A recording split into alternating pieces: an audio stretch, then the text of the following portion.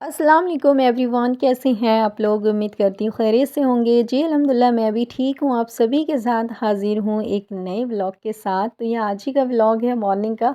और मॉर्निंग तो मतलब हो ही नहीं रही है रमज़ान में। मॉर्निंग तो वही 9 बजे 10 बजे 8 बजे ऐसे ही होती है। वैसे है क्योंकि सहरी खा के हम सो जाते हैं इसी वजह से। तो यहाँ जो मैं बाहर की गैलरी दिखा रही थी, ये जो साइड साइड ना दोनों साइड आपको कमरे हैं, क्योंकि यहाँ मैं जहाँ रहती हूँ रेंट का ही है। ये सारे कमरे रेंट के ही हैं। ये हमारी ये पतली सी गैलरी है जहाँ के कूलर वगैरह हम लगाते हैं। ये मेरा कमरा। और इस साइड में भी कोने की तरफ भी एक छोटी सी गैलरी यहाँ तक भी है। यहाँ पे मैंने रस्सियाँ बांध रखी है और मैं ही इस पे कपड़े डालती हूँ और कोई नहीं डालता है, क्योंकि ये मेरी जगह है तो मैं ही इस पे डालती हूँ। तो कभी कभी बारिश हो रही होती है। और अली जब छोटा था तब मैंने ये रस्सी जो है बांधा हुआ था, और मैंने भी नहीं बांधा हुआ था। मेरी जो बराबर में एक रहती थी मेरी जानने वाली, अब वो चली गई हैं गाँव, तो उन्होंने बांधा था। क्योंकि उन मतलब जब मैं इसमें रहने आई थी ना तब अली नहीं हुआ था, और उनका पहले से एक छोटा बच्चा था तो उसने अपने बच्चों के लिए बांधा था। फिर वो चली गई तो अली होने के बाद मेरे काम आ गया, तो मैं अली के कपड़े डाल देती हूँ, सूख जाते हैं जब बारिश वगैरह होती है तो। या फिर जब मैं छत पे नहीं जा पाती, क्योंकि अली को लेकर के जाना और बाल्टी लेकर के जाना छत पे बहुत ज़्यादा डिफ़िकल्ट है और बहुत प्रॉब्लम होती है। लेकिन फिर भी जो है कभी कभी मजबूरी में जाना ही पड़ता है। जैसे कि अभी जस्ट भी मैं कपड़े डाल के ही छत पे से आई हूँ। तो आज मैं बनाने के लिए जा रही हूँ चिकन बिरयानी, और प्रॉपर रेसिपी आपको दिखाऊंगी। यखनी वाली जो चिकन बिरयानी होती है वही मैं बनाने के लिए जा रही हूँ। क्या क्या इसमें डालूंगी, क्या क्या चीज़ डालते हैं, कैसे बनाती हूँ, सब कुछ आपको आता ही होगा। जिनको नहीं आता है वो भी देख लेगा, जिनको जिनको कन्फ्यूज़न है वो भी देख लेगा, या फिर जिनको मेरा तरीका नहीं पता तो वो भी देख लीजिएगा, ठीक है। चावल को भिगो के पहले से रख दिया था, बहुत देर भीग चुका है इसलिए पानी निकाल दिया है। इसको मैंने गोश्त को पहले से ही उबाल लिया है। जो इसमें खड़े मसाले डालते हैं उसको डाल के, बाकी सौंफ और धनिया जो है मैं नहीं डालती हूँ, मैं उसको पीस देती हूँ, ठीक है। सौंफ को, धनिया को, ये अदरक लहसुन को पीस करके मैं ऐड कर देती हूँ। तो सारी चीज़ आपको देखने के लिए मिलेगी। इसी के साथ ना आज की इस वीडियो में जो है मैं बहुत मेन टॉपिक के ऊपर बात करूँगी। हर वीडियो में मैं कुछ ना कुछ टॉपिक के ऊपर बात करती हूँ, ताकि आपको मेरी वीडियो से कुछ सीखने के लिए मिले। आपको ऐसा ना हो कि आप सिर्फ अपना वक्त और एमबी अपना ख़त्म कर रहे हैं, ऐसा नहीं होना चाहिए। कुछ ना कुछ तो आप पॉइंट मेरी वीडियो से सीख करके जाएँ, मेरी यही कोशिश होती है मेरी प्यारी बहनों के लिए। और क्योंकि हमारी ज़िंदगी में इतनी मुश्किलात होते हैं, इतने हर कोई अपनी प्रॉब्लम से को फेस कर रहा होता है, प्रॉब्लम को फेस करके गुज़र रहा है, चल रहा है। तो एक मोटिवेशनल मेरी तरफ से मिल जाती है तो बहुत बहुत मतलब कि मैं अपने आप को अच्छा समझती हूँ कि मैं आपको कुछ मैसेज दे पा रही हूँ अपने व्लॉग के ज़रिए, ठीक है। तो चलिए वीडियो को शुरू करते हैं। तो आज ना मैं इस टॉपिक के ऊपर बात करूँगी कि जो रमज़ान का महीना जो है ना, ये रमज़ान का महीना अल्लाह पाक ने हम इंसानों को क्यों दिया है।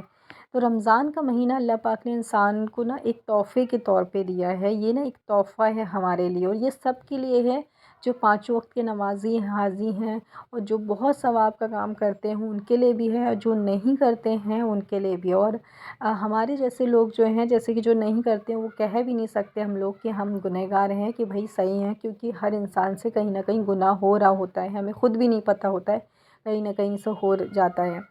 तो इसीलिए जो महीना आता है सबके लिए आता है, तो इसमें ना हमें ज़्यादा से ज़्यादा दुआ मांगनी चाहिए।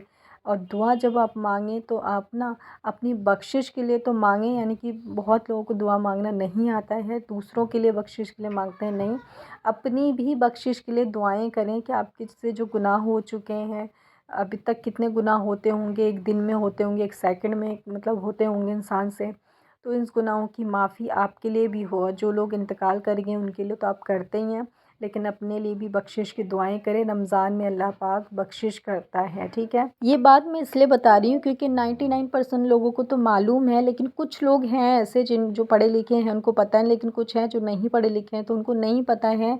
उनको ऐसा ही लगता है कि बख्शिश के लिए दुआ, गुनाह की माफ़ी के लिए दुआ सिर्फ़ मरने वालों के लिए होती है, जो इंतकाल कर गए सिर्फ़ हमें उनके लिए कहना होता है कि उनकी बख्शिश हो, वो जन्नती हों और जन्नत में आला मुकाम उनको अता हो। तो ये सारी दुआएं जो है ना, आप अपने लिए भी आपको करनी चाहिए कि आपको भी जन्नत नसीब हो मरने के बाद। और आप जितने गुनाह होते हैं हर वक्त हर सेकंड पता नहीं क्या क्या हम बोलते हैं, सुनते हैं, देखते हैं, तो उन सब की जो है हमसे जो ख़ताएँ हो जाती हैं, गुनाह हो जाती है, माफ़ी हो उनकी, और हमारी भी बख्शिश हो, ठीक है। तो अल्लाह बख्शिश का महीना दिया है तो हमें मांग लेना चाहिए, बार बार ये महीना नहीं मिलता। तो कई लोगों की ज़िंदगी में ऐसा होता होगा, मैंने तो खुद देखा है रियल में, लेकिन जो नहीं देखा है मैंने तो वहाँ भी होता होगा, आप लोगों के आसपास हुआ होगा, रिश्तेदार में हुआ होगा, आपके ख़ानदान में हुआ होगा कि कई लोगों को रमज़ान आने वाला होता है, रमज़ान नसीब नहीं होती है। कई लोगों को रमज़ान ये नसीब हो रहा है, अगला वाला नहीं हो रहा है नसीब। उसमें बुज़ुर्ग भी होते हैं, जवान भी होते हैं, बच्चे भी होते हैं, हर कोई होता है। तो बच्चे तो मासूम होते हैं, लेकिन जो जवान बुज़ुर्ग की बात मैं कर रही हूँ, तो आपको जो रमज़ान मिल गया है, चाहे ये वाला या फिर जो भी मिल जाए या फिर मिल चुका है, उसमें ज़्यादा से ज़्यादा अपने लिए दुआ करिए, बख्शिश के लिए दुआ करिए। क्योंकि पता नहीं अगला रमज़ान मिलेगा कि नहीं, क्योंकि ये एक महीना ऐसा होता है, अल्लाह पाक बहुत ज़्यादा तादाद में बख्शिश करता है लोगों की, मतलब अनलिमिटेड लोगों की बख्शिश हो जाती है। तो सबसे ज़्यादा हमें यही दुआ करनी चाहिए कि बख्शिश हो, हमारी गुनाहों की माफ़ी हो। पता नहीं अगली बार मिलेगा कि नहीं मिलेगा, तो उससे पहले अगर हम बख्शिश अपने सारे गुनाहों की करा लेंगे, तो कल को मौत भी आ जाए तो कम से कम गुनाह तो कम होंगे। तो ये बहुत अच्छा मौका अल्लाह ने दिया है, तो मुझे लगता है कि ये चीज़ आपको ज़रूर एक ये पॉइंट को आपको मांगना चाहिए। बल्कि मैं तो ये कहती हूँ, अपनी दुआओं की एक कॉपी लीजिए, पेन लीजिए, उसमें लिखिए, अपनी लिस्ट बनाइए दुआओं की।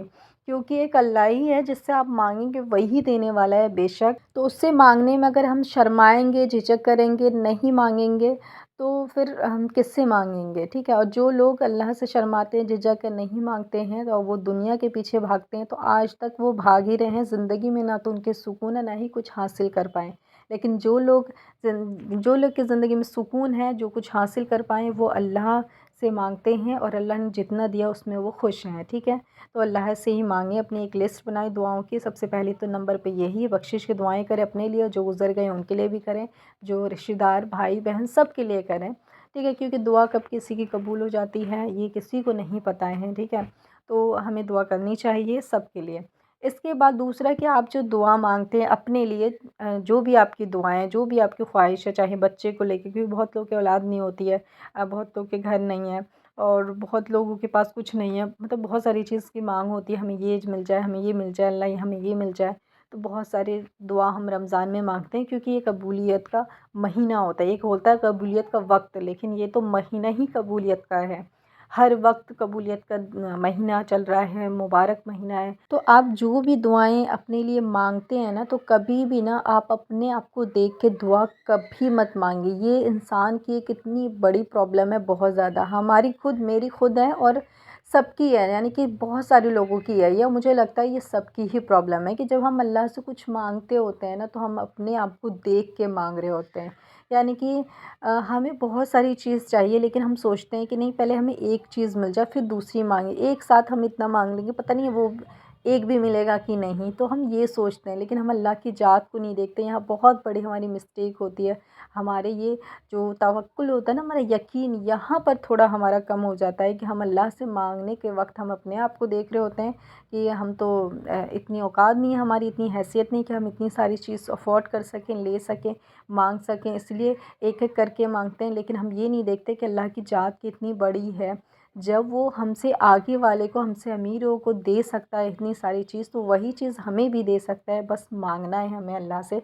और अल्लाह खुद फरमाता है ये चीज़ कि जब बंदा मुझसे मांगे, तो वो मेरी ज़ात को देख के मांगे, ठीक है। मेरी ज़ात को वो देखे, ये ना देखे कि वो उसके पास क्या है, वो क्या है, वो अदना है या फिर वो ख़ास है, ये चीज़ नहीं देखे। वो अल्लाह की ज़ात को देखे, अल्लाह के अंदर ताकत है, इतनी इतनी शक्ति है, इतना ज़्यादा वो गालिब है लोगों के ऊपर कि वो जो है हमारी ख्वाहिशों को, हमारी तमन्नाओं को, हमारी दुआओं को कबूल कर सकता है, और हमें वो चीज़ दे सकता है जो हम मांग। तो अल्लाह से मांगते वक्त ना कभी भी ये मत सोचिए, अपने मन में ये ख़्याल मत लाइए कि मैं जो मांग रही हूँ पता नहीं वो मिलेगा कि नहीं, बहुत ज़्यादा मांग लिया मैंने, थोड़ा कम कर देते हैं, या फिर पता नहीं मिलेगा कि नहीं, और कैसे मिलेगा।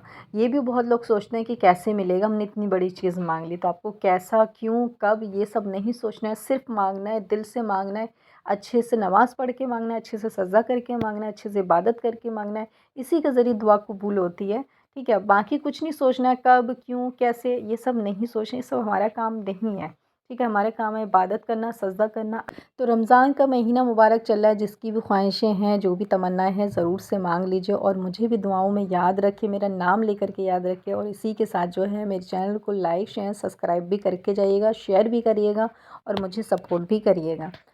एक और मैं चीज़ टॉपिक शेयर करना चाहती हूँ कि कई बार जब हम दुआ मांग लेते हैं ना अल्लाह से, तो हमारे मन में ये चीज़ होती है, हर दुआ के लिए होती है कि कब कबूल होगा, कब कबूल होगा। और रमज़ान का मुबारक महीना है, शब कदर की मुबारक रात होती है, या फिर जुमा का जो आए दिन आता है, उस दिन हम दुआ मांगते हैं, वो दुआ कहीं ना कहीं नहीं कबूल हो रही होती है।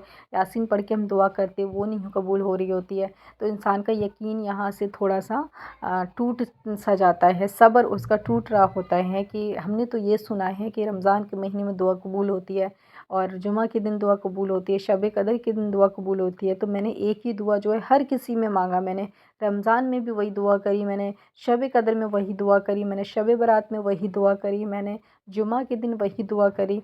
तो मेरी वो दुआ कबूल नहीं हुई। सहरी में वो दुआ करी, अफ्तार में वो दुआ करी, तो मेरी तो वो दुआ कबूल नहीं हुई। फिर लोग क्यों कहते हैं कि सबकी वो दुआ कबूल होती है, हर दुआ कबूल होती है, मेरी तो एक नहीं हुई। तो यहाँ से सब्र इंसान का टूट रहा होता है। लेकिन यहीं पर जो है ना, आपका सब्र टूटने के बजाय ना आपका डबल होना चाहिए। क्यों होना चाहिए? क्योंकि जब आप एक ही दुआ मांग रहे हैं, वो चीज़ नहीं मिल रही है ना, तो समझ लेना चाहिए कि मेरा अल्लाह मुझसे इतनी मोहब्बत करता है कि वो चीज़ मुझे नहीं दे रहा है क्योंकि वो चीज़ मेरे लिए सही नहीं है। अगर वो चीज़ आपके लिए सही होती तो अल्लाह आपको दे देता। जब दूसरों को दे रहा है तो आपको भी दे रहा है, इसका मतलब वो चीज़ आपके लिए सही नहीं है, कहीं ना कहीं उससे आपको नुकसान होने वाला है या होगा आगे चल के, जो जिस चीज़ का इल्म आपको नहीं है लेकिन बेशक अल्लाह को तो है।